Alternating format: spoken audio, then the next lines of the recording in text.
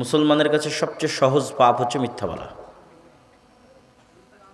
সকাল সন্ধ্যা উঠতে বসতে, খেতে চলতে ফিরতে, কর্মক্ষেত্রে, কাজে, ব্যবসা বাণিজ্যে, সকল জায়গায় মিথ্যা। মিথ্যার উপর দিয়ে আমাদের জীবনটা পরিচালিত হচ্ছে।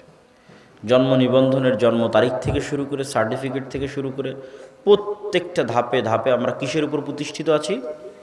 মিথ্যার উপর প্রতিষ্ঠিত আছি।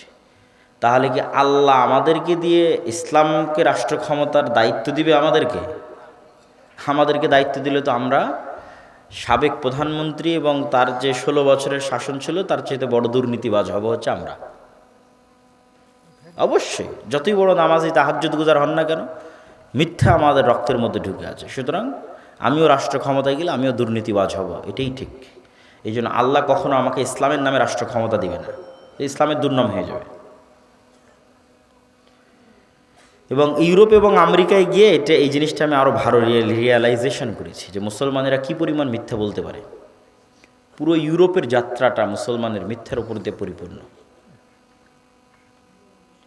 অনেক হয়তো ইউরোপ আমেরিকায় বসবাসরত ভাইয়েরা মনে কষ্টও পেতে পারে, কিন্তু এটাই সত্য যে আমাদের ইউরোপ আমেরিকার প্রবেশ থেকে নিয়ে শুরু করে, ইনকাম থেকে নিয়ে শুরু করে, অতিরিক্ত সরকারের কাছ থেকে বেনিফিট নেওয়া থেকে শুরু করে, অ্যাসাইলাম থেকে শুরু করে, ইচ অ্যান্ড এভরিথিং মিথ্যার উপর দাঁড়িয়ে আছে।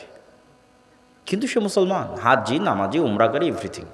তাহলে এই মুসলমান হচ্ছে গোলাম মুসলমান, কেননা তার নেচারের মধ্যে গোলামি আছে। সুতরাং তার দ্বারা নেতৃত্ব হবে না, স্বাধীনতা হবে না। এখনই আপনি চোখের সামনে দেখতে পাচ্ছেন গত 16 বছর একদল চাঁদাবাজি করলো, এখন আর এক দল করতেছে। কেন? নেচারের মধ্যে গোলামি আছে, রক্তের মধ্যে গোলামি আছে।